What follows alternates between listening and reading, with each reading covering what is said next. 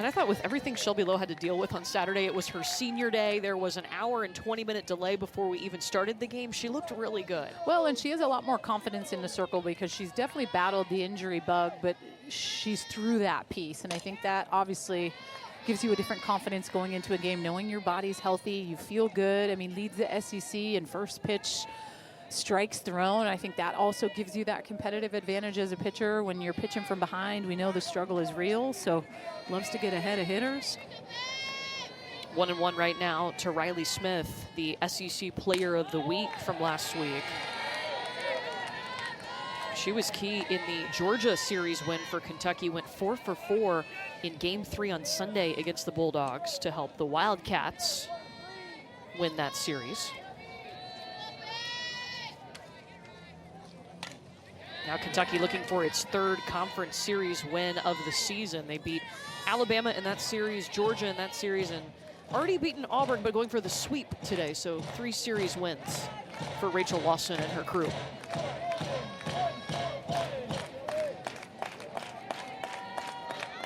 Two on the way.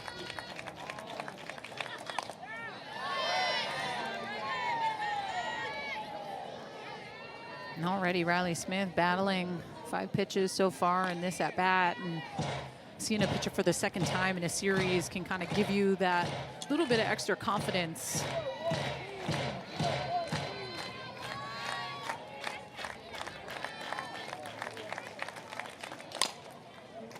This one hops over to Amelia Leck, who is playing first base today, and Riley Smith is retired.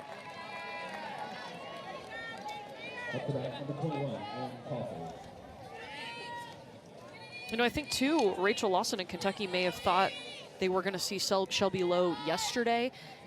Auburn did pull Shelby Lowe after they had that very long delay on Saturday. Didn't want to have to warm her back up again. So instead they got Maddie Penta. We're still able to get the win. And now they'll see Shelby Lowe today, here on Monday. Well, in that last pitch, I mean, you see Woolers behind the plate that's moving her hand, saying that the blue is saying that's outside. That's not outside. That's a pitch that she needs to be able to get. You have to be able to get that pitch on the outer half. You know, no pitcher should have no business having to throw the ball over the white of the plate with how good these hitters are. Robert Guest is behind home plate for us today.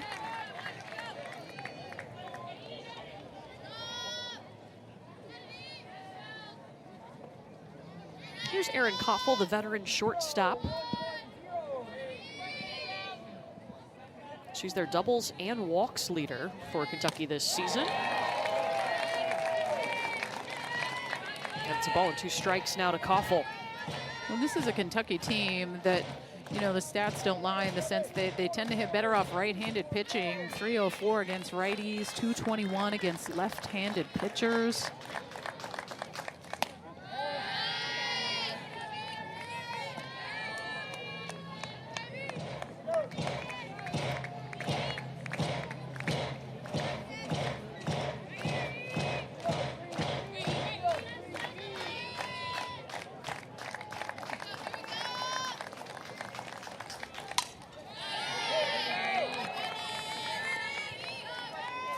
Just even going back to that Saturday game where we're dealing with all the delays, and I mean, Shelby Lowe was money. Yes. She was throwing so well. So those are the types of games that hurts when you have all those delays, and it was the right move to pull her.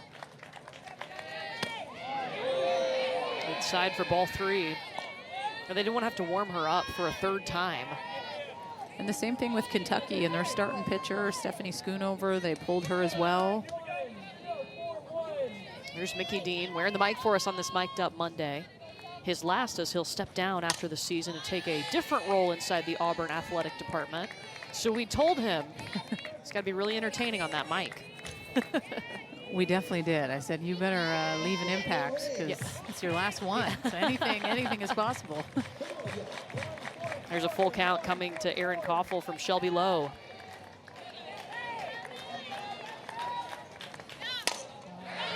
Koffel went down and grabbed this thing and sent it over the fence.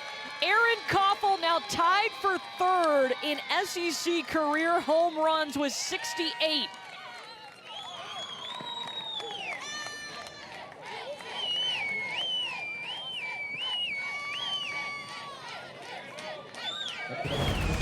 Well, this is exactly what can happen when you battle and have a really good at-bat and see a bunch of pitches. This is a pitch that's down in the zone, a little bit of an off-speed, not fooled, takes it dead center. Erin Koffel doing Erin Koffel things.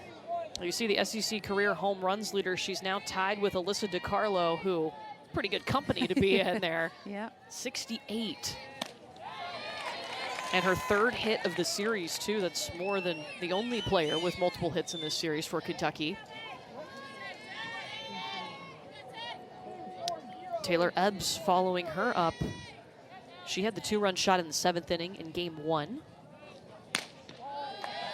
That's a good spot. She needs that pitch. And I think it should be called.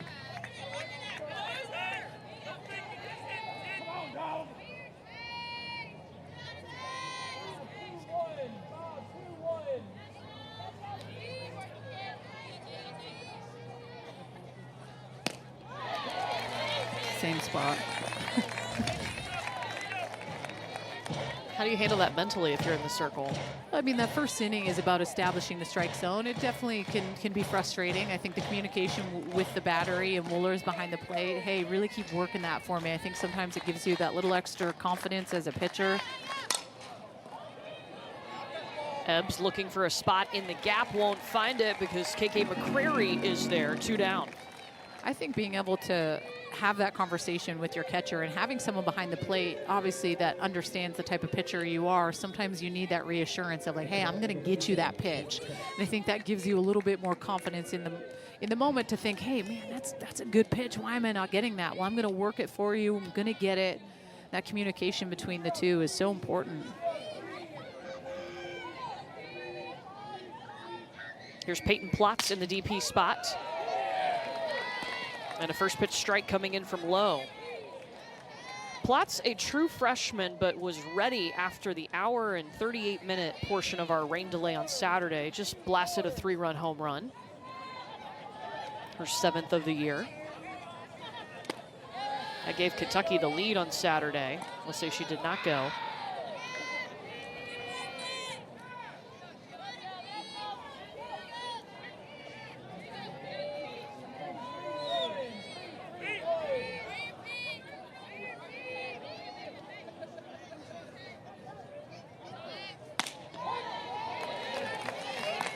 And that's that exact pitch that Coach Lawson says she wants those right-handed hitters to find a way to be better on, whether it's just pulling the trigger on a pitch that maybe is out of your comfort zone, but if that's a pitch that is going to consistently be thrown by Shelby Lowe, you have to adjust, hit it to the right side, and just be a menace, right? You want to try to seal out of pitches, even if it's a pitch where you're like, oh, I'm having a tough time, foul it off. Try to get Shelby Lowe to make a mistake, bring you something.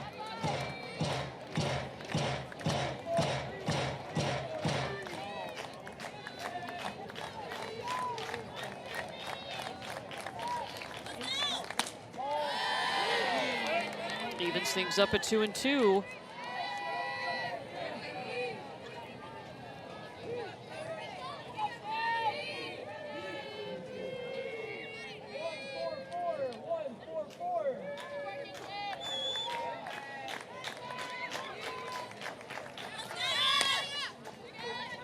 This one hops over, scooped up by Annabelle Wedra. And Plotz is retired, but for Auburn before the game. And we just had that conversation about when you're facing a pitcher for the first time ever, the prep and all the things on freshmen is great, but when you step in the box, it feels different. You see things differently than you do via the video or what the pitching machine is. So first time that this team got to see Langdon, and man, she was impressive. Yeah, she was. And Coach Carasoni told us, you know, today's the talk for the hitters. We're going to celebrate the little things. Every little thing, whether it's a great at bat, whether you get a hit or not. Celebrate that, focus on that, and take away from the big picture, take the pressure off. Well, and she said because it's easy to get discouraged real quick, right? To beat yourself up on things that happen, and to be able to have that mentality is so important. Just the littlest things, what I can do. Rose Roach over to Margaret Tobias, and the first batter is retired. Well, they get another look at Stephanie Schoonover. She got the start in game 1, and then just like Auburn pulled Shelby Lowe at the long rain delay, Kentucky did the same thing, and smartly with Schoonover. Well, and I mean, Schoonover, obviously experience, is that senior, but the wear and tear on the body of warming up and cooling down and warming up and cooling down, knowing that she's someone that is going to get that game 3 start, I think it was really important to give Vickers that opportunity, the lefty, to go into the game. They do say that Nelia Peralta went, so a strike called against her. But Stephanie Schoonover, I mean, she has that screwball. She does a really good job on those right-handed hitters, and that really is the difference.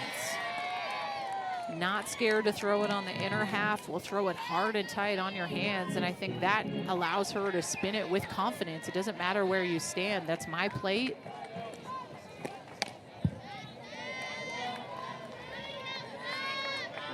Schoonover healthy this year, battled injury last year, so we've gotten to see the true Stephanie Schoonover in the circle this year for Kentucky. And at times she has beat herself up a little bit this year, Coach Lawson said. She's really had to focus on what's made the game fun for her over the course of her career. This one hit to Koffel at short. And of course, Schoonover still working closely with Rachel Lawson. While Coach Lawson has given up the pitch calling duties, she still does call pitches for Stephanie Schoonover at Stephanie's request. They have such a long relationship, didn't want to break that up. And I like that she's passed the torch to Grace Ballman. I mean, everyone knows Grace Ballman. She pitched at Kentucky, one of the best that has pitched at Kentucky. So I love that Coach Lawson has that trust to pass the torch. Has also opened up some opportunities for Lawson to maybe see the game a little bit differently, not having to, I mean, I'm sure they chit-chat when Coach Lawson isn't calling pitches, but I just think it's cool that she's given Ballman this opportunity and gets to see it through a different lens as well. There's Anna Wohlers, the catcher, up at the plate facing Schoonover.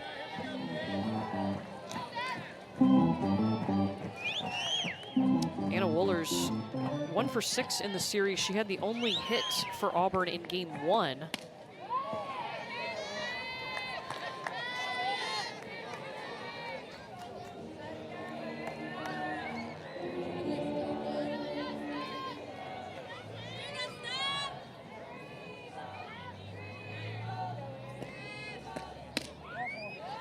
And that's ball 4.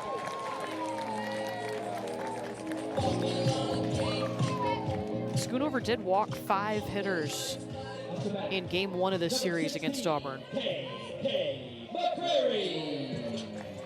That would be my main critique that I would say about Stephanie Schoonover. It's just those free passes at times can come back to hurt her. And I want to say that was her 47th walk in SEC play. And I mean, yes, at times we battle the strike zone. It can be a little bit tighter. You have that piece, but when you get 2 quick outs like that, to then walk someone like Wohlers, when you have that mentality to go right at hitters, but those were kind of 4 just non-competitive pitches that weren't even close. Now you see the innings pitch walks comparison here, non-conference play to SEC play, and that walks number has gone up. And we know that conference play is tougher. You're facing teams that have seen you before, so they're going to battle you a little harder. But at times, it comes down to that piece of like, hey, I trust that my defense has my back. I'm going to spin it. I'm aware of where you're standing on the plate, and I'm going to try to line something up for my infielders to make a great play for me. KK McCrary watches that one come in for ball 2. And hey, on the flip side here, the timely hitting that Mickey Dean talked about, they need that timely hitting when they get a runner on. Take advantage of that free pass.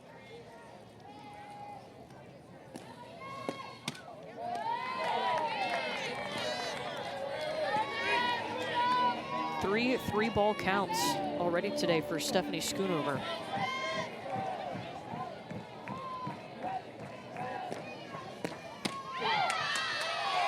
Got the strikeout. Auburn lead. No, when we asked him. It was all good things. He's just having fun with the mic on.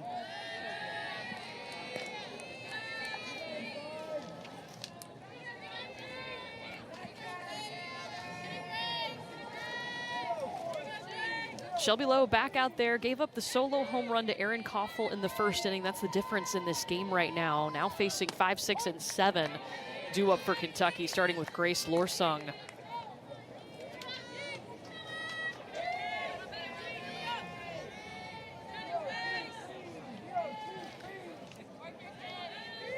As if being a student athlete isn't hard enough, Grace Lorsung is also trying to go to medical school after her playing days are over. So her schedule, absolutely insane. She spends a lot of quality time early in the morning in the cages with Coach Lawson.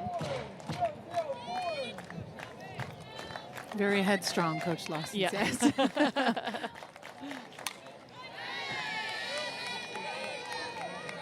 I really would say kind of the biggest difference that I'm seeing from game 1 to game 3 and the adjustments that Kentucky's making, like they're making Shelby Lowe work. I mean, she's almost at 30 pitches and we don't even have an out here in the second inning.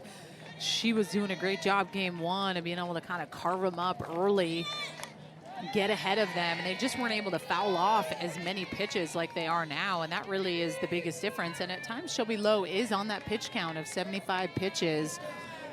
So just kind of be on the lookout for that, depending on how many balls Kentucky is still able to foul off. They've been making her work. Well, they fouled off 7 so far.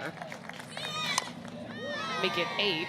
And they've stuck to that pitch count of 75 pretty religiously this season. She's been on a pitch count the last 2 years due to injuries in her forearm, had a couple of surgeries. It was actually last week against LSU was the first time she told Mickey Dean, I don't want to come out of the game, and she pitched the whole game and won.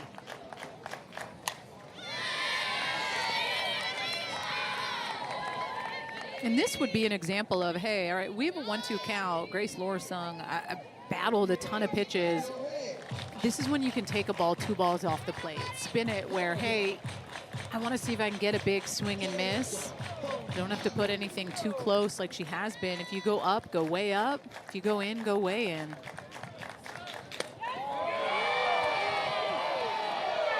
Oh, ball 2. I'm with Mickey.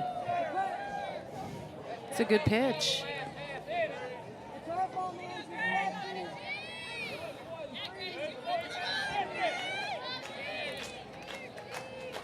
This will be the 9th pitch to Grace Lorsung.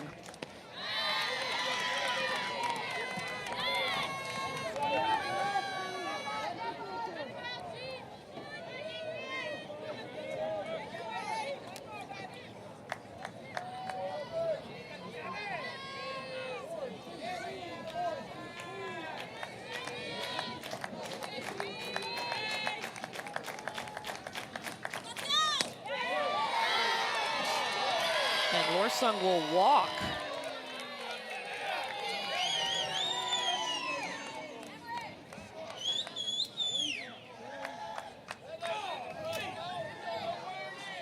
And we talked to Coach Mickey Dean prior to this game even going on about the strike zone. That was in the conversation. And that's never a conversation you want to always have, but at times when you just have inconsistency behind the plate or a smaller... Carissa Hamilton, the catcher, next up. Runner on first via the walk. On a 10-pitch at bat.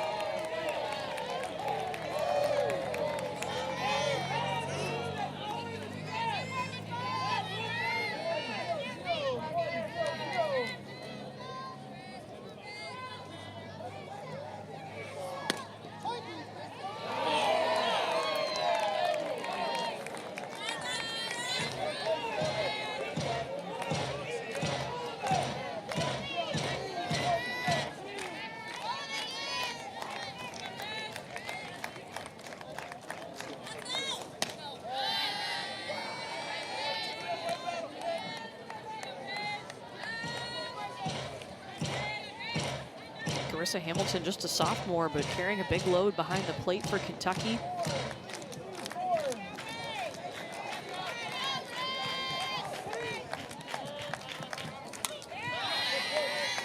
She's had some big swings too this season. The game-winning home run against Texas A&M in the top of the 7th inning, and then a walk-off home run against South Dakota in the non-conference. Actually got a home run off of Nyjah Kennedy at the beginning of the season when Kentucky beat Stanford. Her one and only she's given up on the year, by the way. Hot shot over to Peralta. Auburn looking for 2. Yes! 12th double play that the Auburn Tigers have turned this season.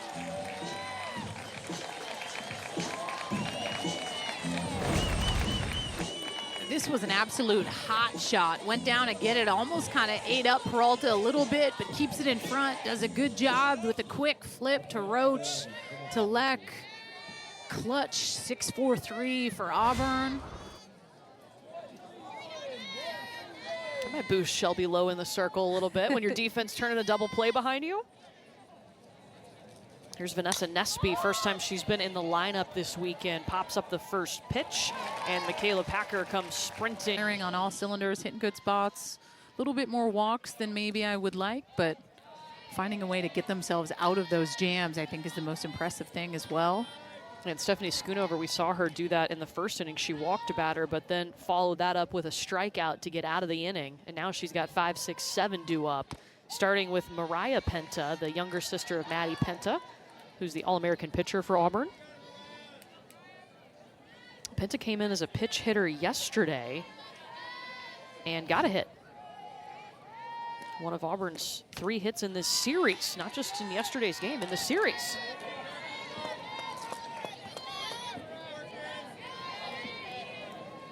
I think it would be really cool to play with your sister in college. Yeah. I actually have never asked if they've gotten along. That would probably help. This one goes Taylor Ebb's way, and Penta is retired. Well, you mentioned that solo shot yesterday. That was by our next batter, Amelia Leck, and a rave ensued after she hit this. And I'm just glad it was dark enough so the rave could actually happen, because when it's not dark, the light show isn't as cool. But this was a big moment for them. I thought they were going to try to find a way to get back in this ball game, but Kentucky closed it out in the bottom of the 7th. That definitely got some momentum going for Auburn, and that's really, to me, it's about that energy. Who's going to bring the energy? Who's going to get it? Sometimes it's just that one big hit that just passed the bat mentality, and that is at times, I think, what they've been missing besides that big rip from Leck yesterday. But who's going to lead this team offensively and step up and make the adjustment? I mean, we asked Mickey Dean, what's the adjustment that you want your team to be able to make on someone like Schoonover? And he said, our hitters got to get out of their comfort zone. Oh, nope, foul. Sorry, strike. I was just really excited for the rave. Long strike. I brought a glow stick today. No, it's not I dark didn't. enough yet to really get it going. It'd be fine.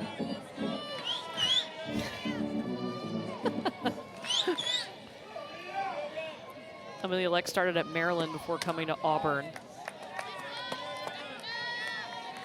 Multi-talented. Her mom put together an Easter basket for the team with the little war eagle that Maddie Penta has on a pole and some cowgirl hats. And we were told before the game, Amelia said that she had to do emergency surgery on the war eagle. He is okay. Obviously, he looks great. He's hanging ready. on. He's hanging on for dear life.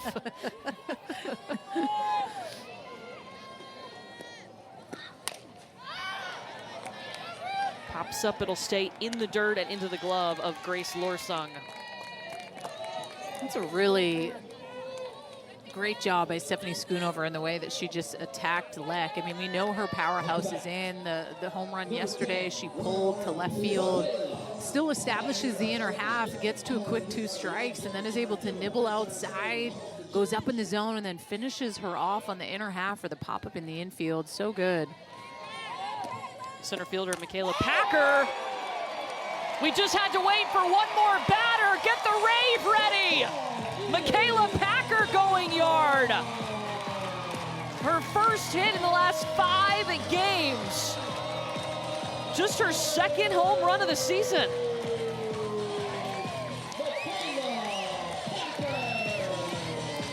We got a tie ball game.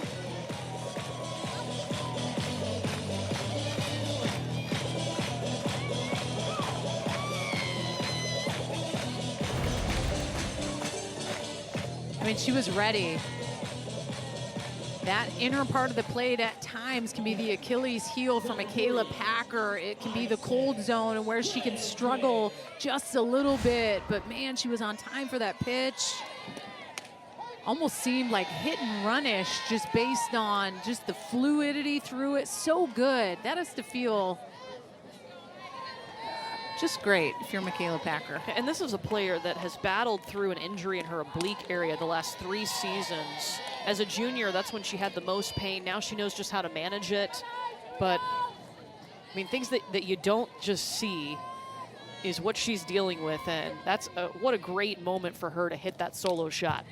Well, and she's someone that I've seen majority of today wearing that hyper ice heated pack on her oblique area. Warm-ups, when we were down there talking to the coach, she had it on, has it on right now, just to keep that area nice and warm and ready to go.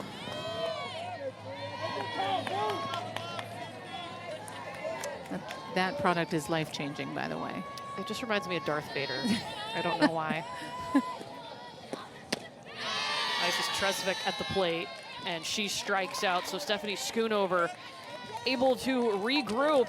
Because I think Karen Weekly knows what she's going to get with Peyton Gottschall all the time. And if Tennessee is a team that wants to make a deep postseason run, they went to Oklahoma City last year, I think Pickens has to get more confident pitching in pressure type situations, facing a team twice in a row. So I like that they put Pickens out back to back, but you always know what you're going to get with Gottschall. Yeah, and Tennessee getting a big series win over LSU yesterday. This one pops off the bat of Margaret Tobias, and Widra all over it.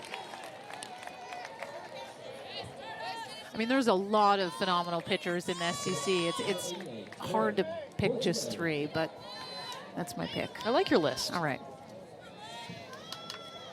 Being a hitter in the SEC does not sound fun. Lots of good pitching. Lots of good There's pitching. one of them, Maddie Pinta. Struck out 9 yesterday.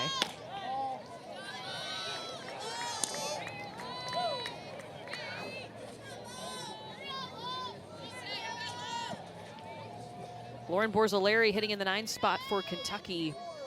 Their run in this game coming off the bat of Erin Koffel, a solo shot in the first. It's a good pitch. I just love that the confidence to snap it in underneath the hitter's hands. At times you'll see pitchers just kind of pump the brakes a little bit, with at times being scared to hit someone, but also knowing there's usually a lot of Terminator gear that are on these hitters, those Evo shields and all that. So not wanting to take the risk of an Evo shield hanging over the plate to get that hit by pitch, but Terminator gear. Borzilleri now doesn't look like the Terminator up there. It might as well go in underneath her hands.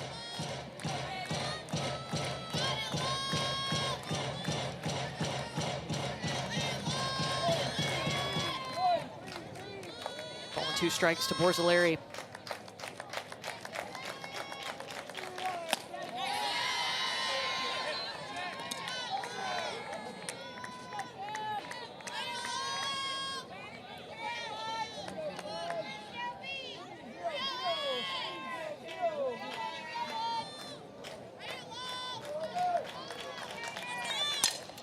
Ooh, right back at Shelby Lowe. Nelia Peralta with the scoop.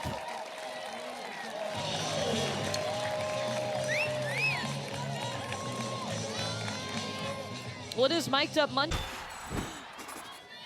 You know, we asked Mickey Dean with him deciding to take a different position within the Auburn athletic department after this season. Is he enjoying these moments different? Does it feel different? He said maybe not in the game, but there's a lot more reflection in practice after the game, cherishing these moments, because softball has been his life.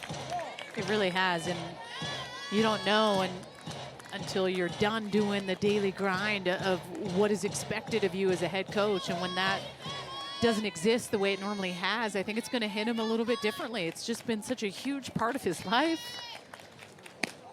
And it's kind of sad when you think about it, right? Like, you don't know what you don't know, and he just doesn't know what this new role is going to be. Obviously going to take care of himself for sure, but yeah, it's sad to think he's not going to be at the helm next year.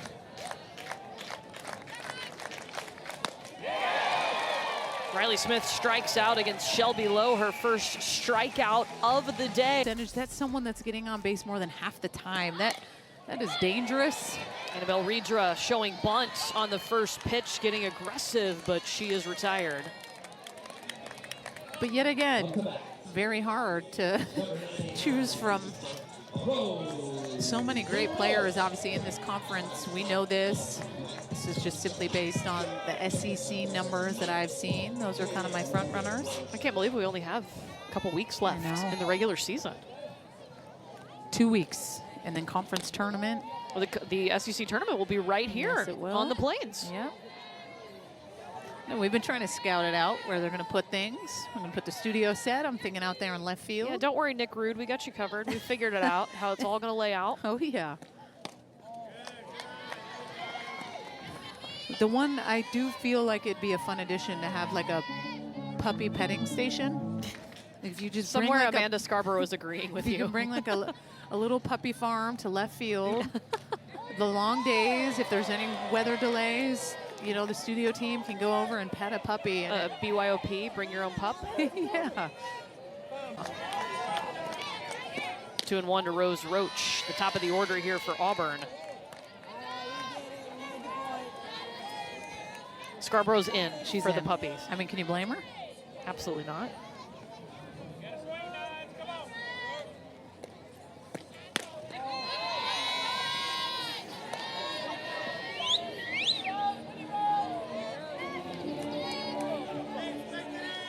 Stephanie Schoonover, so good on those right-handed hitters. 148 average against righties, 271 average against those left-handed hitters. Oh, and I think she went. You'll say she did.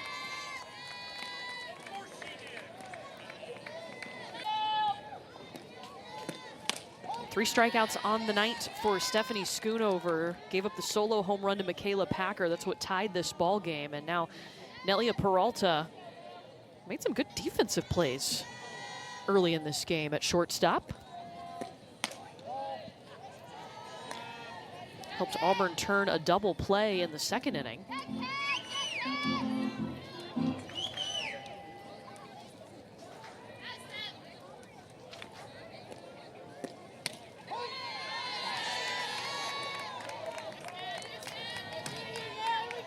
Sometimes when you're facing a pitcher that you know is going to be able to pump strikes like a Stephanie Schoonover, it's being able to swing early on in that count, especially when you got to get out of your comfort zone.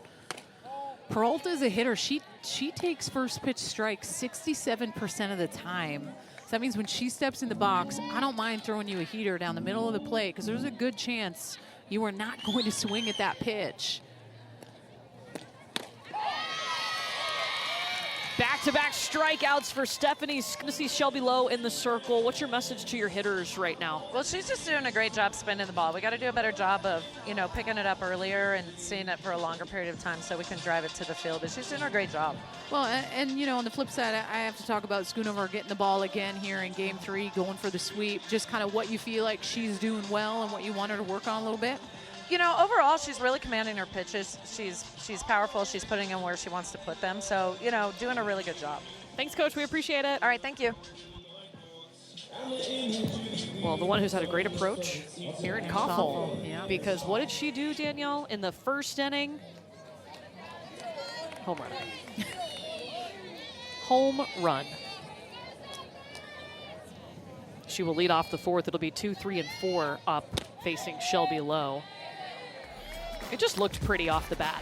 Well, and Erin Koffel's the type of hitter that just sets the tone, I think, for the rest of the offense, right? Like, this just kind of ignited this different energy for this team right out of the gate. And they struggled against Shelby Lowe when they played them Game 1 on Saturday.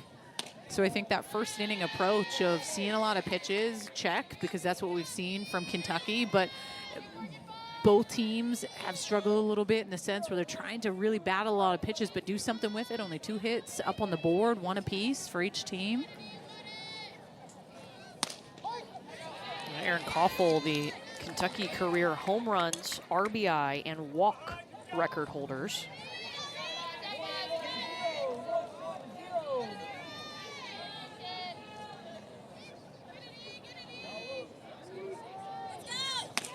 Rachel Lawson told us, you know, freshman year, Erin Koffel came in, stepped into the shortstop position. She was a good athlete who played shortstop. Now she has become a good shortstop, and we asked her, what does that mean? Well, the mental side of the game has really picked up, and obviously over your college career, you're going to learn so much more about that side of the game. And you become, you know, more confident each year. This one into foul territory, and Isis Tresvik tracks it down. Koffel retired. But it is funny that you mentioned that, because when Erin Koffel first came in, Rachel Lawson was like, yeah, she's not going to be our shortstop. Like, she's not the player in that position that we thought she was going to be. And they dedicated their practices to making it as challenging as they possibly could on her to get her ready to be able to be that one in the infield that leads the charge. And that's exactly what they've been able to do. But those practices were daunting. She was getting challenged. Her Challenge teammates, accepted. I mean, that's really what it comes down to. When we talked about just at times the defensive piece, sometimes for Kentucky it's been those little errors that have ended up coming up to bite them. And she said, I get frustrated at my team when the errors happen based on the communication and not getting your footwork right. You have to be ready pre-pitch, and if you are not, then that is on you. So the timing piece of when your pitcher releases the ball, your footwork. But another player that you're just sad to see go, you know? 0-2 to Taylor Ebbs.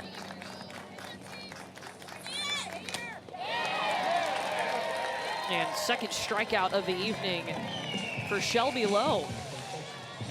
Well, Peyton Plotz had the home run, the 3-run home run, to give Kentucky the lead on Saturday. This is somebody that has dreamed about being a Kentucky Wildcat since she was a kid. Look at baby Peyton in her Kentucky cheerleading outfit at Kentucky basketball games. Both of her parents were Kentucky athletes. Her mom played volleyball, her dad played baseball, and now she plays softball for the Wildcats. And she's got herself a hit.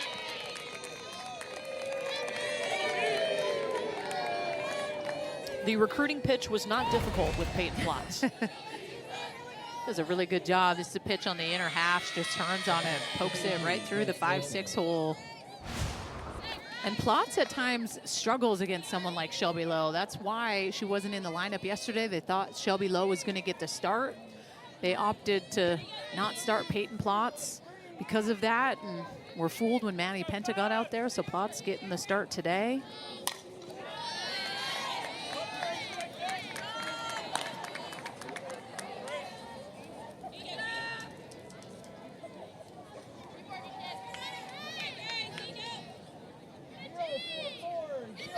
Grace Lorsong walked. She had a 10-pitch at bat in the second inning against Shelby Lowe. And it's on those pitches right there.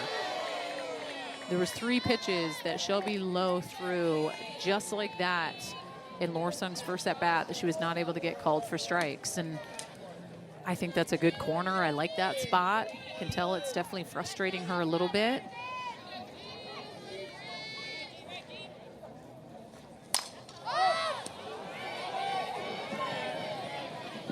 Leck trying to make the grab in the dugout. She does!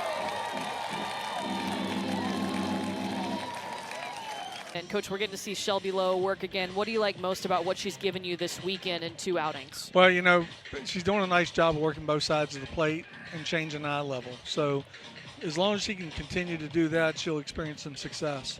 Coach, I have to ask, obviously Michaela Packer unleashes on a pitch on the inner half, good piece, but more adjustments that you want your team to be able to make off someone like Schoonover the second, third time through.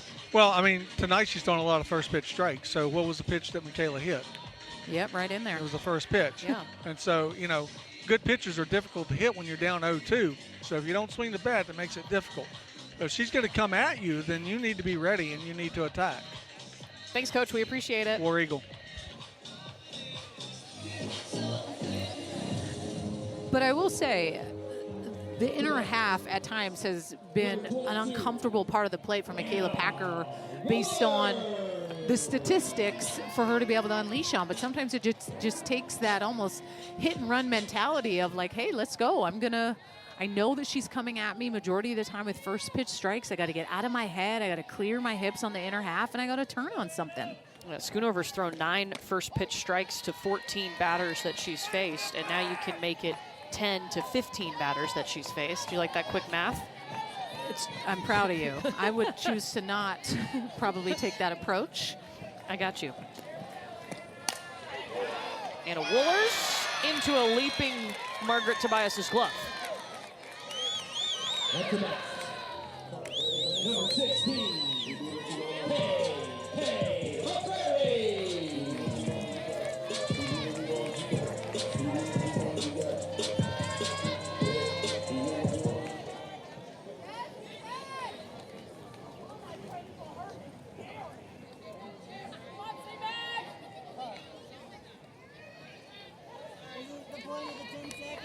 And entering this game, just taking a look at some different pitches as far as that Auburn hits well. On that screwball, I mean, as a team, 316 average on screwballs.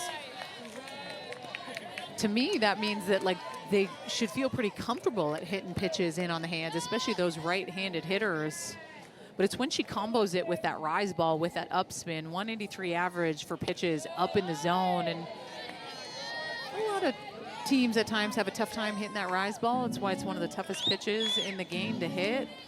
And that rise screw combo together sometimes almost look the same, and they complement each other so well.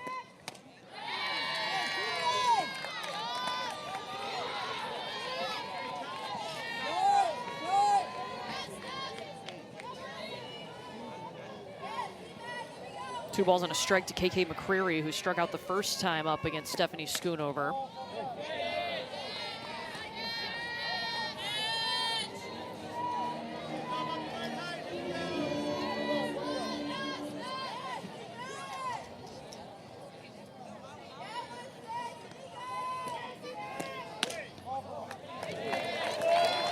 And KK McCreary will walk. Well, before this half inning, Mickey Dean gathered up his team and talked to him, and I mean, Isis Tresvik, 64% of the time she's taking a pitch. Nelia Peralta, 67% of the time.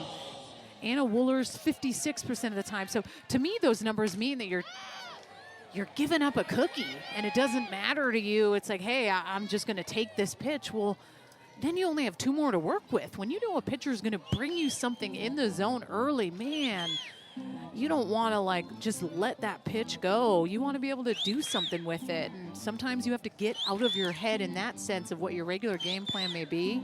I tend to love to take first pitch strikes. Have to change the game plan. Can't be selfish. Don't want to get 0-2 against a pitcher like that. You see Abby Smith, she's pinch running over at first base for KK McCreary. Mariah Penta, the DP, up at the plate now.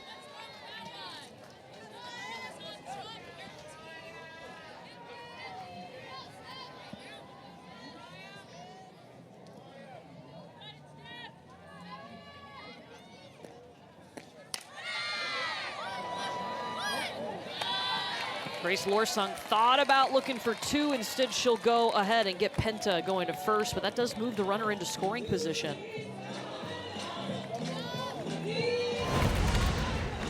It's a really good job by Lorsung to recognize that Tobias is going right there with the pinch runner Smith. It makes more sense to for sure get an out here instead of potentially it not working out at second base and you have two runners on. I like the heads-up play. Well, now Schoonover's got to be careful because she's got a power hitter coming up in Amelia Leck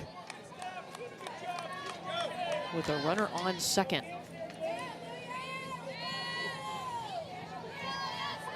For Leck, 10 of her 19 hits this season are home runs.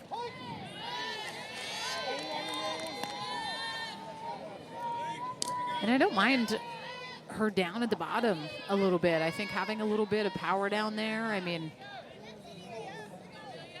is important on that lower half.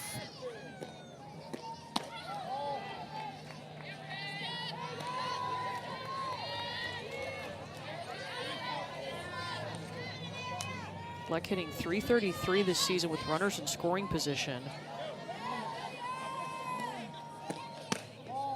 But Auburn 0 for 6, RISP in this series.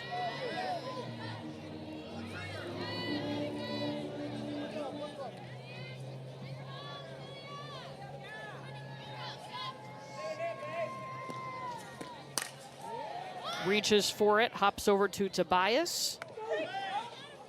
Runner coming home. It was the third out to tie it up for Auburn. Carissa Hamilton getting aggressive and deep but foul.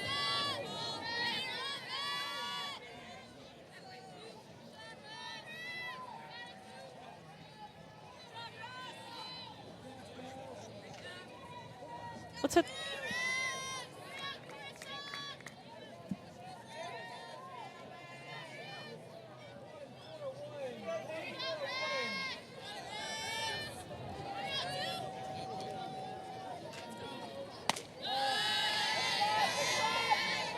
Kentucky's already won its 3rd SEC series of the season. They're trying to get that first sweep at Auburn and also get the first SEC sweep since March 12th of last year. That was their first SEC series of the season at Missouri last year.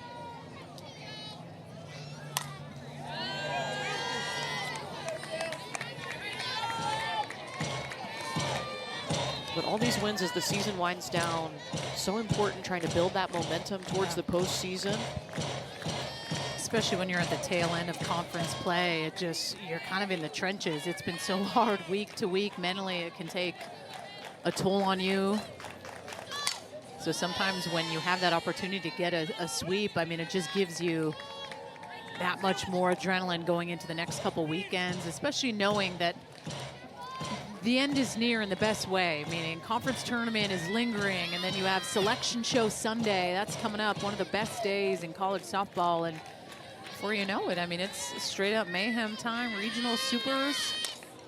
Carissa Hamilton, Peralta is there. And she's retired. Yet Kentucky has a series against South Carolina at home next weekend, and then they close the regular season at Tennessee. A very good team and a rival for Kentucky. Here's Kentucky's tournament resume. These two teams we expect to be NCAA tournament teams. The SEC projected to get 12 of their 13 in right now, with Ole Miss being the outlier.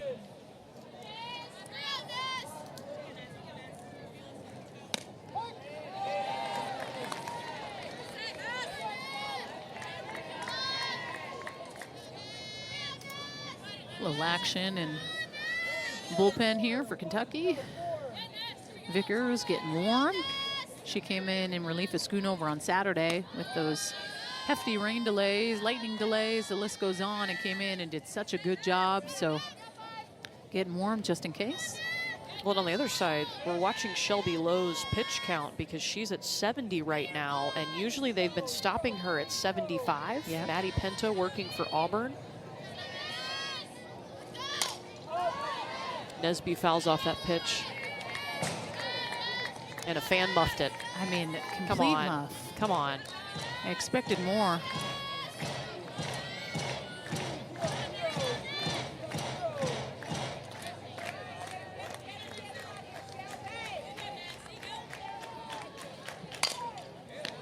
This one over to Widra. 2 down. You golf, right? A little bit. I mean, the goal will be to golf a lot more the older I get. Oh, yeah? And also one day compete against my husband and beat him. Maybe be the women's champion at the club. We'll see. Okay, A lot of wow. work, a lot of work to do, but I'm not surprised. I'm sitting next to Danielle Laurie. Pinch hitter here is Miko Harrison, the senior out of California. Unsure about her golf game.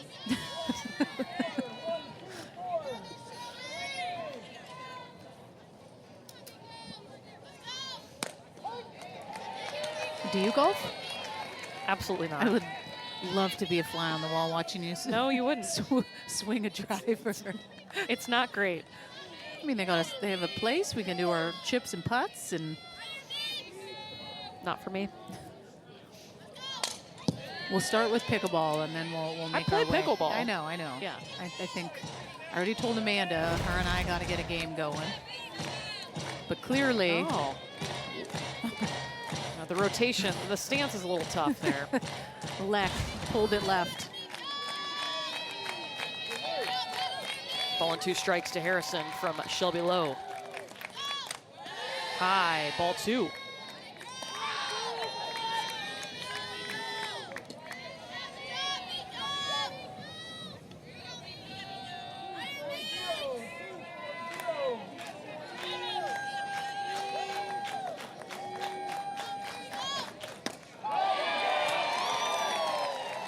Watch that one come in. Shelby Lowe, 3rd strikeout, the first one of the night looking.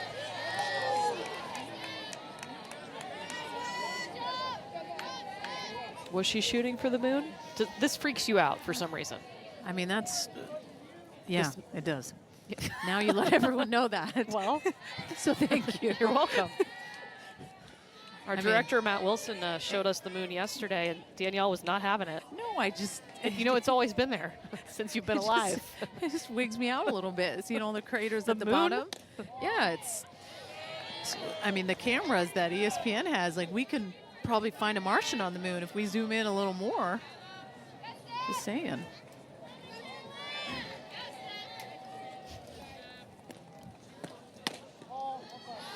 Clearly, my husband listened to our golf chat because he just texted me and said, "You will never beat me at golf." So he's not competitive. That's more fuel to my fire when I get the chance to train more.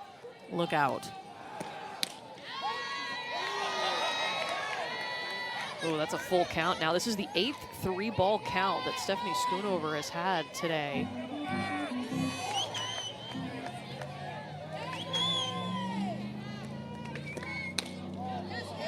Ball 4, Michaela Packer with a free pass. And I like the approach by Stephanie Schoonover. I think if she's able to get that ball a little bit more on the corner, she'll get that called for a backwards K. But just because it's too far off, Packer doesn't even sniff at it. And that's a leadoff walk here in the bottom of the 5th.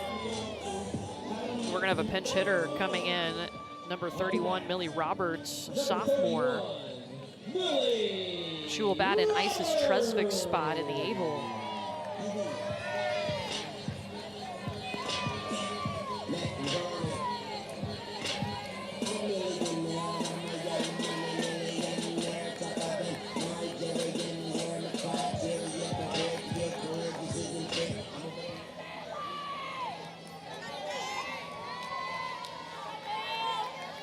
Millie just 2 for 15 on the season, but has walked a couple of times.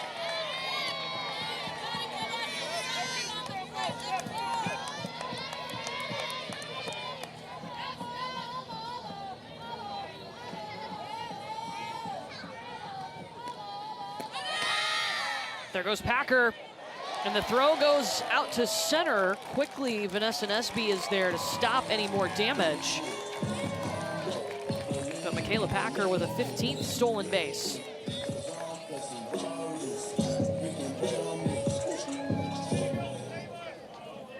First time that Auburn, too, has had a leadoff. The call in the field is upheld. The runner did not leave early.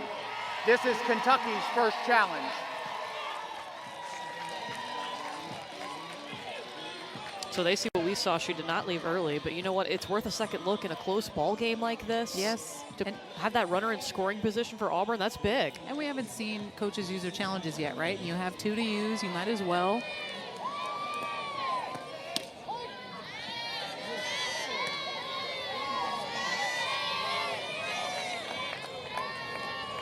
But this is where Auburn needs to buckle down. An opportunity here, situational hitting, clutch hitting. This is what you need.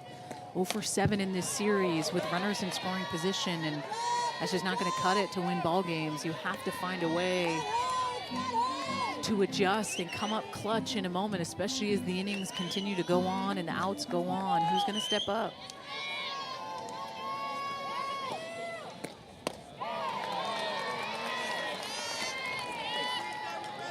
Inside makes it a full count here. Michaela Packer at second. Millie Roberts, the pinch hitter, at the plate. Auburn trying to take the lead. This one bounces out of Tobias's glove. Packer holds at third. How about that, Millie Roberts, stepping up when your team needs you?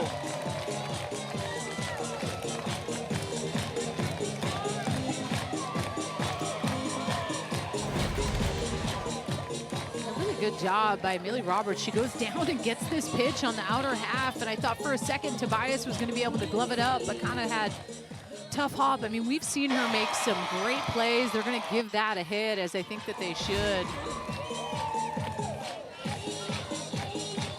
Just the 3rd hit of the season for Millie Roberts. So now runners on the corners for Annabelle Wedra, hitting in the 9 spot.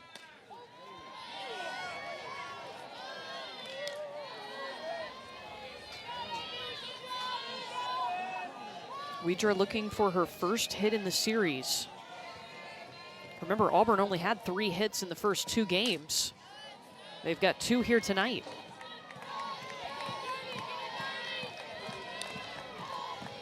And to me, that's about like celebrating the little things. You saw the excitement from our teammates coming into the dugout after talking to Coach Carasoni. That's the goal heading into today. Just the littlest things. Not getting down on yourself. Packer in trouble. Trying to get back to third, but then Isis Tresvik is there, and Tresvik, who re-entered to run, is going to be called out. Michaela Packer safe at third.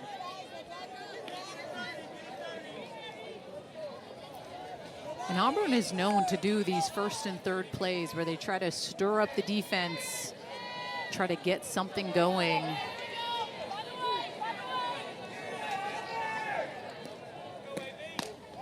And that's the right play by Isis Tresvik. When you have Michaela Packer coming that far off the base and finds herself in a pickle, you want to make sure that a runner is going to be at third base. Majority of the time, that runner at third gets thrown out in the pickle. Defense is too good. So for Isis Tresvik to get over to third base, and then obviously that ball hitting Packer, it didn't work the way that they wanted it to, but you need to get to third base in a situation like that.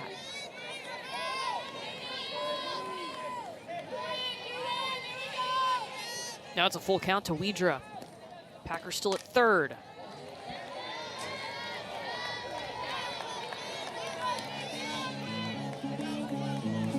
Auburn trying to take its first lead of the night.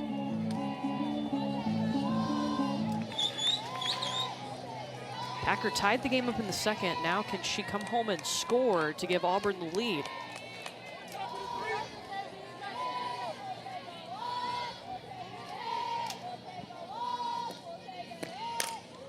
Hopper back to Schoonover, gives a look to Packer, runner coming home, and she's tagged out at the plate.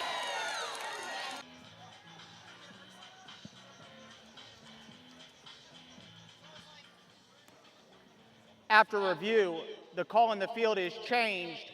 The runner is safe. This is a challenge. Wow. So Michaela Packer. Auburn takes the lead for the first time tonight, and now the top of the order with Rose Roach. 2 down. And I did think for a second that they were going to look at it being some type of an obstruction. And I'm glad that Coach Mickey Dean saw that, her leg getting in there. That's a clutch replay review. And that one out to Taylor Ebbs. 7th. Danielle has put in a proposal earlier in this game for a puppy petting area in left field. And Twitter's gone rampant. Kevin Brown has posted pictures Yes. of dogs. My cousins. She also asked both coaches before we came on air in the 4th inning interview if they approved, and they did. So I mean, Mickey Dean, I've seen him not super excited, but he was really excited about that idea. Lauren Borzilleri flies out to right field. Again, you look at the SEC standings where Kentucky and Auburn shape up. Kentucky picking up 2 wins this weekend, so they're at 7-10 in conference play. Everybody trying to jockey for position before that SEC tournament in 2 weeks.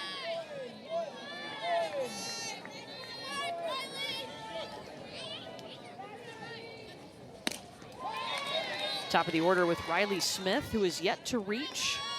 Struck out her last time up against Shelby Lowe. One thing Coach Lawson talks about with just Riley Smith, those in-game adjustments, pitch to pitch, is kind of what separates her from last year to this year. She's been so good in that leadoff spot for this team.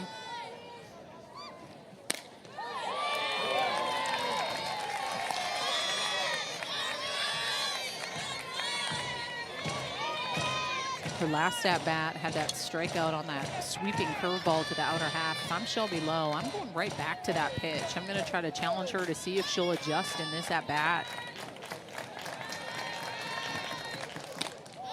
See, and she wanted it. You just see the way that her bat kind of moves. To me, that opens up being able to throw a rise ball in the inner half, or potentially going right back to that pitch and bringing it a little bit closer and seeing if you can get her to swing and miss.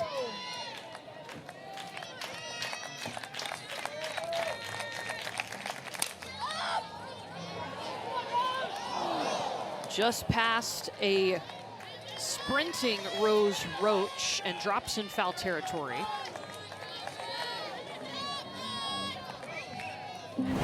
So close. Really good pitch by Shelby Lowe. Jams her up. So close. Love the all-out effort. Just feeling it a little bit. Yeah. She got the thumbs up, though. She's good. Maybe Michaela Packer will share the hypervolt for a little bit. Let her use the The massage Darth thing. Vader Yeah. thing. Pokes up the middle by Riley Smith. She's got her first hit of the night. Just her second hit of this series. And Coach Lawson says with a player like Riley Smith, when she steps into the box, she's similar to Kayla Kowalik in the sense where she gives us hope. And that, to me, is exactly how you want to approach your third at-bat. Not the best swings on pitches, but jams up on that last pitch, but then finds a way when she gets a pitch on the outer half to make a different adjustment on that swing, poke it right through the middle. So good. Erin Koffel now will try to help out Riley Smith. Koffel, her career against Shelby Lowe, 4 for 13. This includes game 1 and 2 of this year's series. 2 home runs, 4 strikeouts. She hit a home run in the first inning of this game off of Shelby Lowe. Broke the Kentucky home run record against North Carolina Wilmington back on March 3rd. To me, Erin Koffel is the type of hitter, no matter what she's done in this series, she's a player I don't want to beat me. I look at Taylor Ebbs' ABs that she's had in this game, and I kind of look at how it's been with Shelby Lowe. I'm attacking Ebbs before I'm going to give anything good to Erin Koffel at a 3-0 count. I got to be mindful, understanding she already took me deep in the first inning. I do not want to get beat by one of the most consistent players in Kentucky's lineup. And Koffel will walk. Important to note, too, speaking of Shelby Lowe, that was her 88th pitch. Now, she has been held to about a 75 pitch count this season and last season, so surpassing that here. They did that for the first time over a week ago, Sunday, in Game 3 against LSU. Shelby Lowe told Mickey Dean she didn't want to come out of the game, got the win. She threw a season-high 104 pitches in that game against LSU.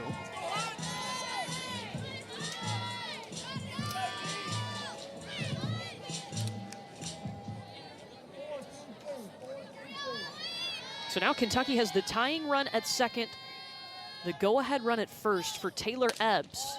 No, excuse me. Allie Hutchins has come in. And I like this switch simply because one's a righty, one's a lefty. And Taylor Ebbs struggling a little bit with that curveball on the outer half. I like bringing in this right-handed hitter in this situation.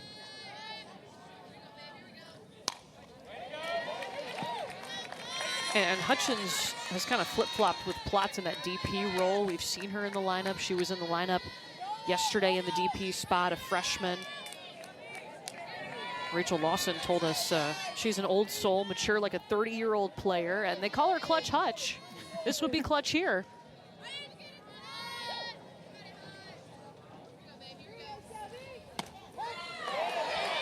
But those are the pitches that we got to unleash on, right? You're not going to get too many of those good pitches that are right there, and we know that that's a hot spot for Shelby Lowe to want to go to, especially when she's trying to get ahead in the count.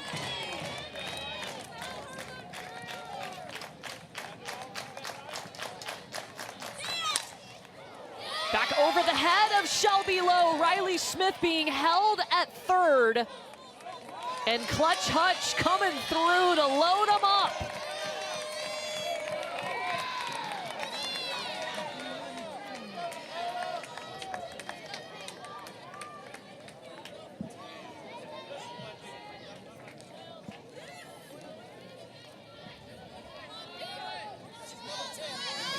So now Kentucky will use a pinch runner. Jenna Blanton, who's been the starting center fielder the last 2 days. Not today, she'll be the pinch runner that comes in to run for Hutchins.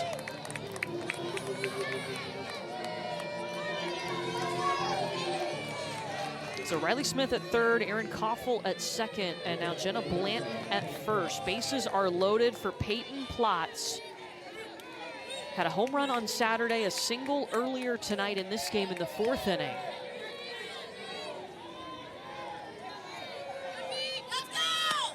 And Peyton Plotz actually hits better with the bases loaded than she does with runners in scoring position. 333 average when the bases are loaded, 310 with runners in scoring position. That's better than our on-season average of 307. Performs well with a little adversity.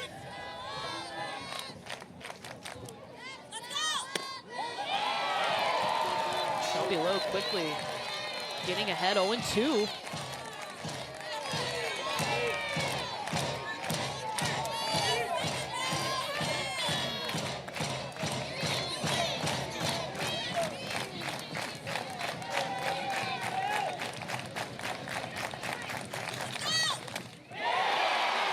Struck her out.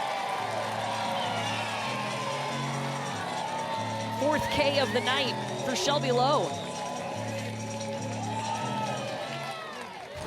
That's just too easy.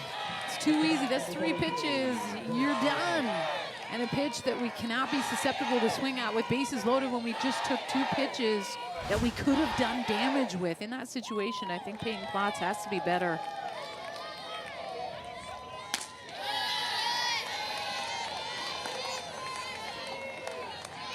Here's Grace Lorsung. The tying run at third, the go-ahead run at second for Kentucky.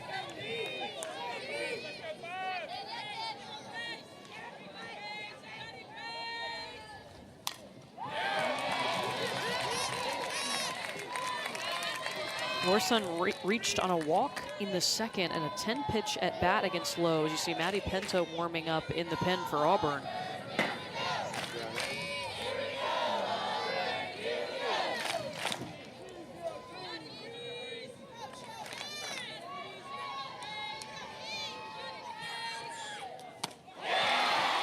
Strike 2.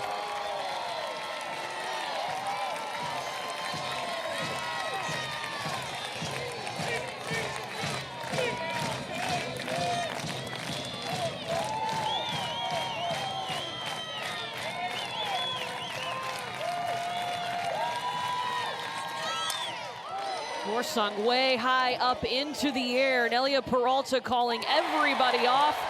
Hangs on to the lead, 2-1 in the bottom of the 6th inning. Trying to add to it, Nelia Peralta will lead off.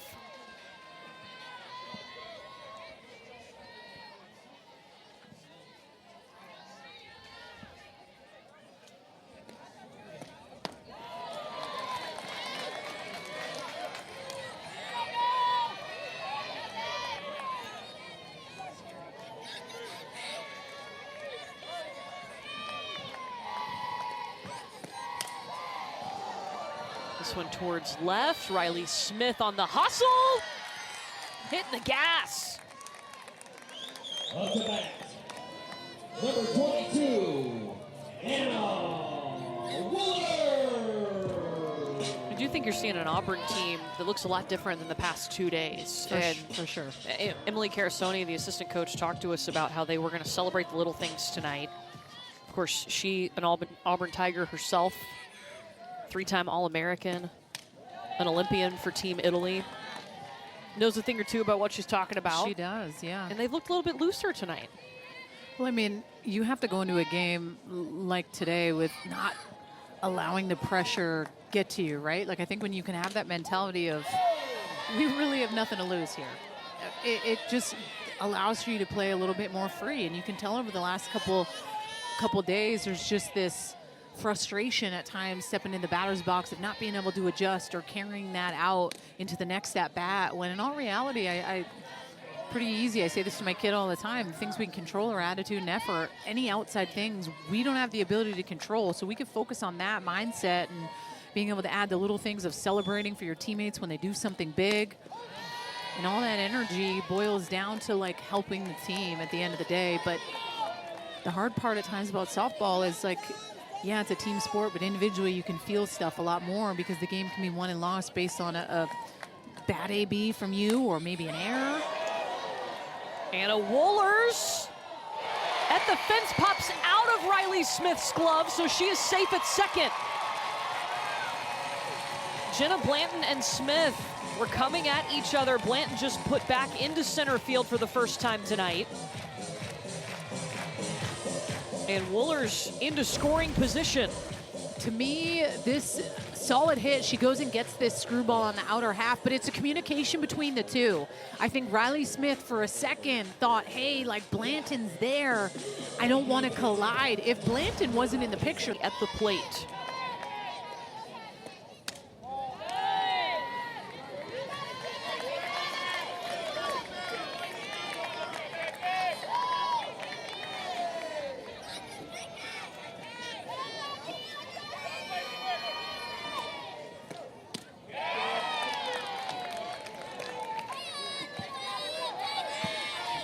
Kiki McCrary struck out in the first, walked in the fourth inning. She's looking for her first hit in the series.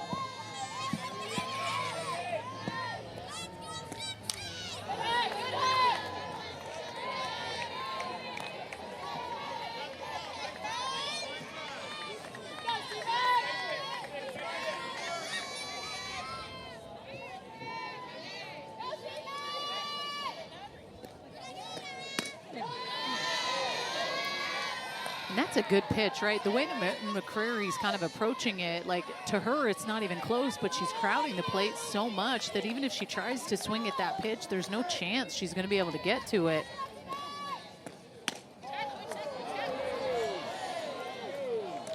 I'll say she did not go.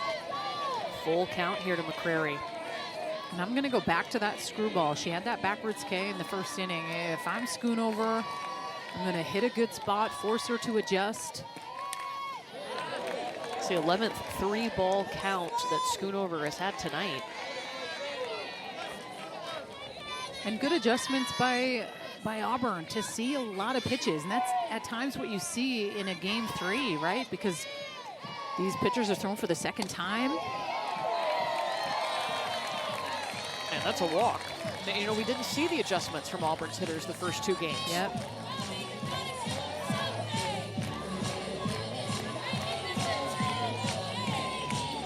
Up to bat, number 5. 2 on now. Martin at second, McCrary at first for Mariah Penta.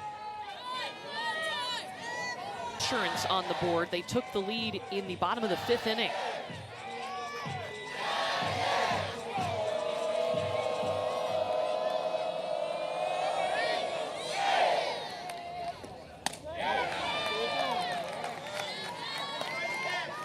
And at times as the game has gone on, I think the one thing for Schoonover at times has just been not being able to locate that first pitch strike. And when you fall behind hitters, you're gonna find a way.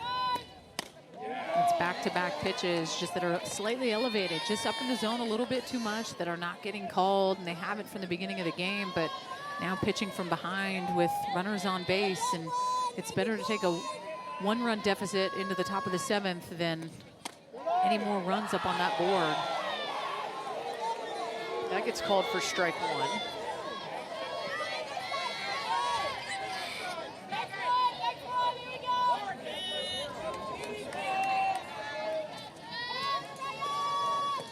And that one hit her on the elbow. So a double, a walk, and a hit by a pitch have loaded them up. There had been ones that were really in on her hands, and a pitch that was left over the heart of the plate, and too good of a hitter to not capitalize on that. But I have to go back to last weekend, and there was a couple different scenarios where Stephanie Schoonover had bases loaded to the Georgia Bulldogs and found her way getting out of it, almost dealing with that pressure piece a little bit better, but yet again falls behind 2-0, and is where you need to be careful. You see KK McCrary urging on the crowd to get loud.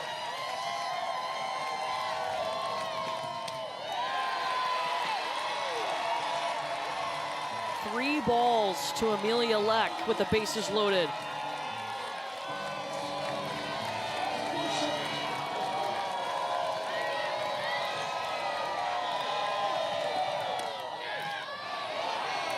That's a good spot by Schoonover. She's working quick, too. I mean, those were 3 quick balls, but being able to take a second, find a way to get a strike. She goes in on her hands, has to be a good spot. But she walks in a run. 3-1 Auburn.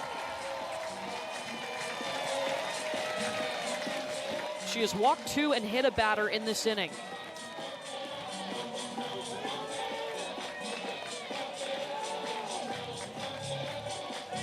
And it looks like Kentucky's going to make a change. We'll introduce you to the new pitcher when we come back. Auburn up by 2.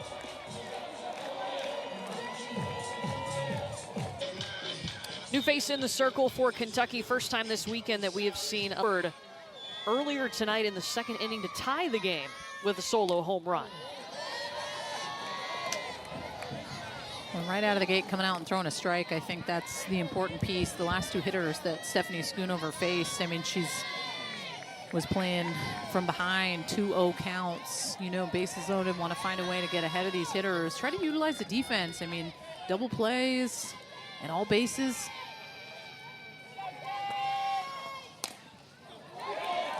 Up the middle, Tobias going home. Runner is safe. KK McCrary beats the throw. 4-1 Auburn.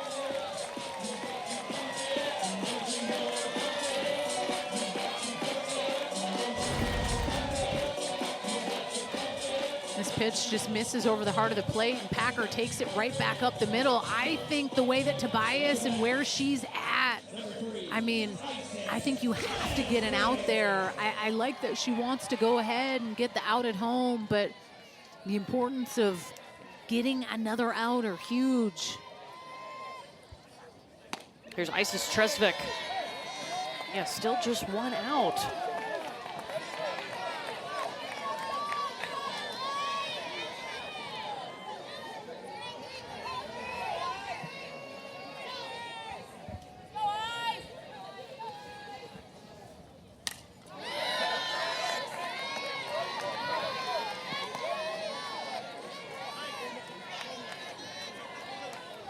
You see how Auburn's offense gets better as the series goes on. They usually average just over 3 runs per game in game 3. Tonight they've had 4 runs score. They've matched their hit total in the first 2 games with 3 hits. It's a good spot by Lakatena, especially at that 0-2 count. Climbs the ladder, I like it.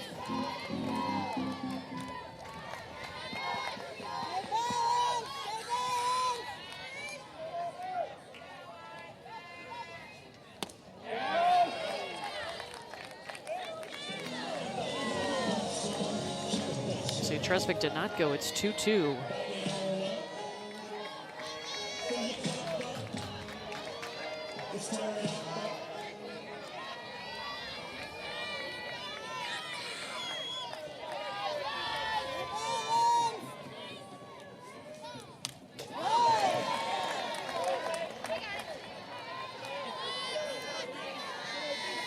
Lakatena actually facing an old teammate. She played in the Tokyo Olympics. You faced off against her, but Emily Carastoni, the assistant coach for Auburn, was also on that Team Italy team.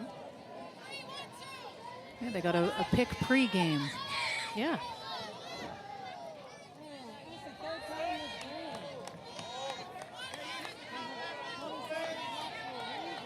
There's Coach Carastoni, Team Italy Olympian, along with Lakatena.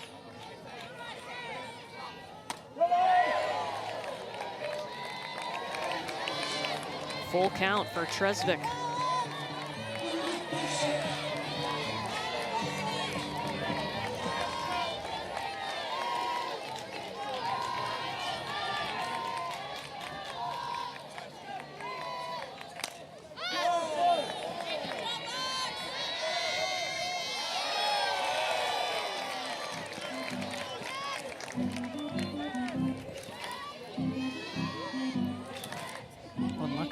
Doing a good job, battling, throwing good pitches, and on the flip side, same thing with Isis Tresvik, making it tough.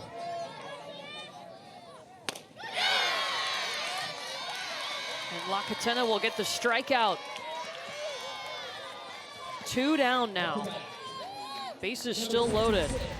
Really pretty pitch by La Catena. It's just drop ball or curve ball, excuse me, that kind of whips around. That's just Bayou mentality. Clutch pitch with bases loaded. Now Annabelle Widra in the 9 spot. First pitch up in the air. Lorsung look. She's gone over her pitch count in 2 of her last 3 games. But she has looked good, comfortable out there. Yeah. She's pitched so well this weekend. She has, and that pitch being her 100th pitch on the day. At times has had that 75 pitch count. Carissa Hamilton into foul territory. Last weekend, got the series win over LSU and ended up staying in that game when she got to the 75 pitches. And I think that gives her confidence in a moment like this. There's Auburn's athletic director, John Cohen, almost had a catch there in foul territory. He's a baseball guy. He could do it. I think he can.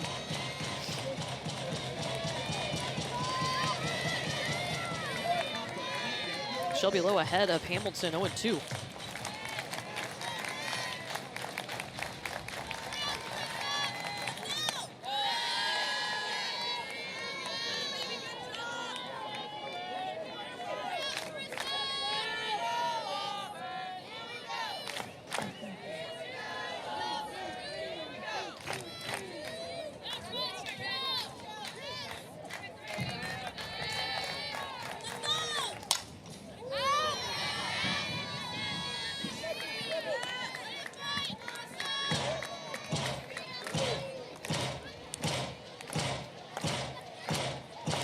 Kentucky's only run came in the first inning, a solo home run from Aaron Koffel.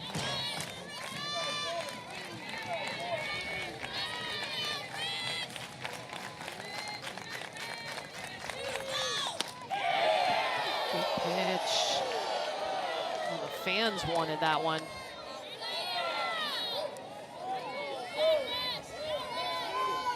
Two-two.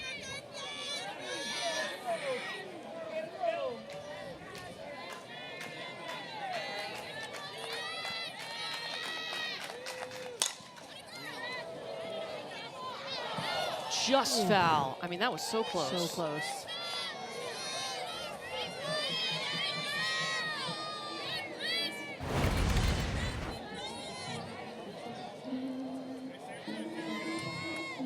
Oh.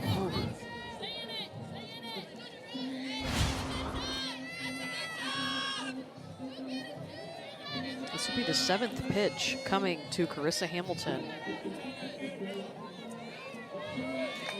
She actually just surpassed her season high number of pitches thrown. Had 104 pitches thrown last weekend in that season high against LSU.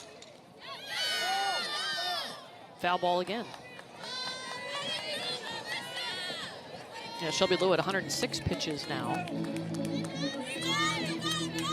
And you can't ask for any more from Hamilton in the battle that she's putting up right now.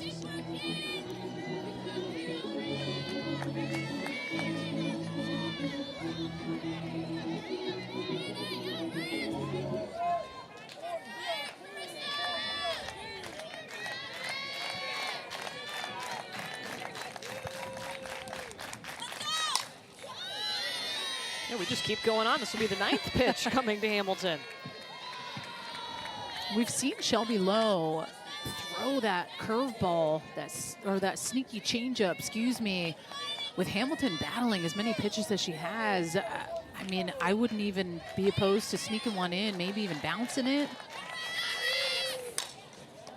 There it is. This one bounces to Peralta.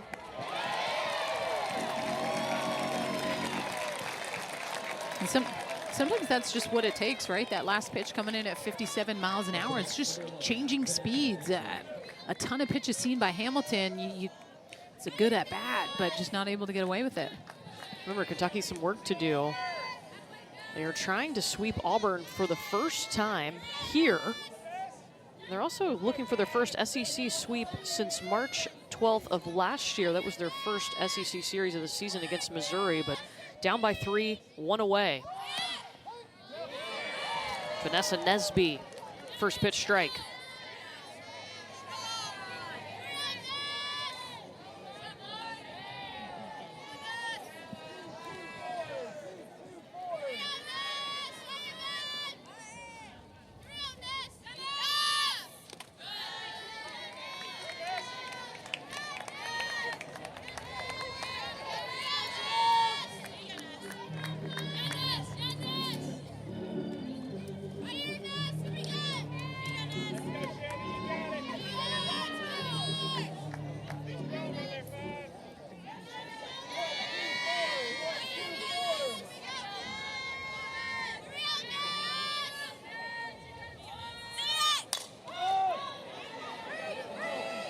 McCreary hustling.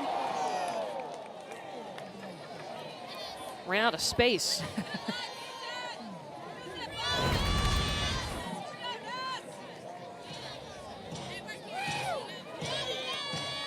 Oh.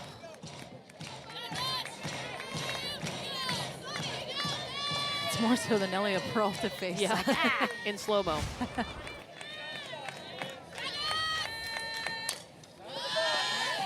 Foul ball.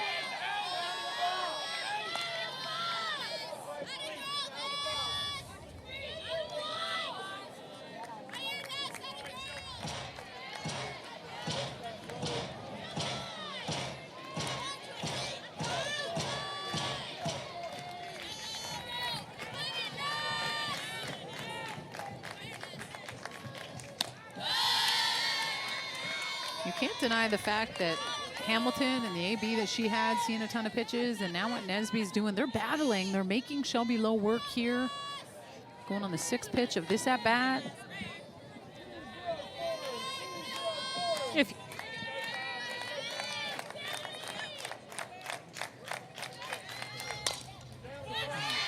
Nesby pokes it through out to left field. And Vanessa Nesby on board. It's a really good battle by Nesby, and you have the infield in. The way Nelia Peralta is positioned, she's in, and it just sneaks by her. Obviously, if she's playing in her true position back and not respecting the speed threat of Nesby, but so good, able to get through. Clutch at bat. Erica Thulin is going to come on to pinch hit.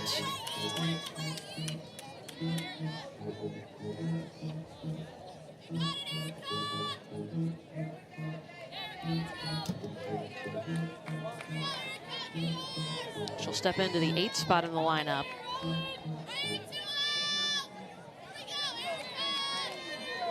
Thulin 2 for 10 on the season with a walk and a hit by a pitch.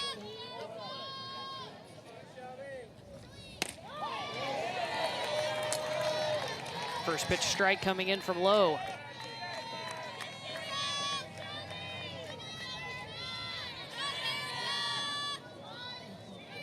"17 first pitch strikes to 26 batters faced tonight for Shelby Lowe.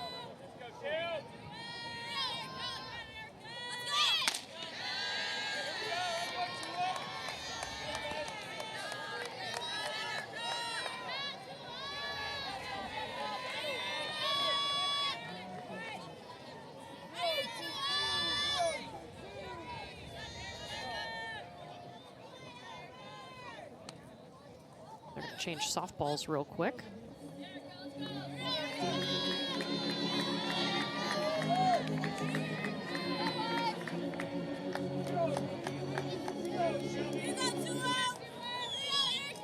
Vanessa Nesby on first with a single for the pinch hitter Thulin. Strike 2.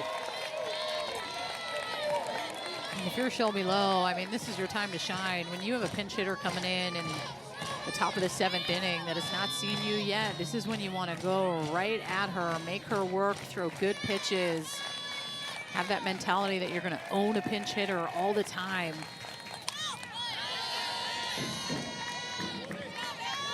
And at times that was my favorite, when you bring someone new into the mix, like, oh, 7th inning, or bring someone in that hasn't seen me one time. Like, it just kind of gives you that extra confidence instead of going up against someone that's had 4 or 5 ABs off you in the last couple days.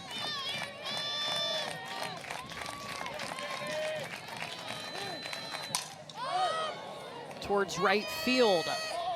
Tresvik. And the runner holds at first. 2 down, Kentucky down to its final out.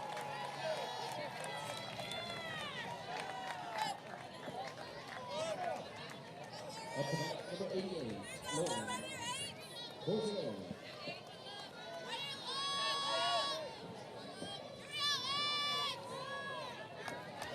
Lauren Borzilleri, can she help bring Vanessa Nesby around from first?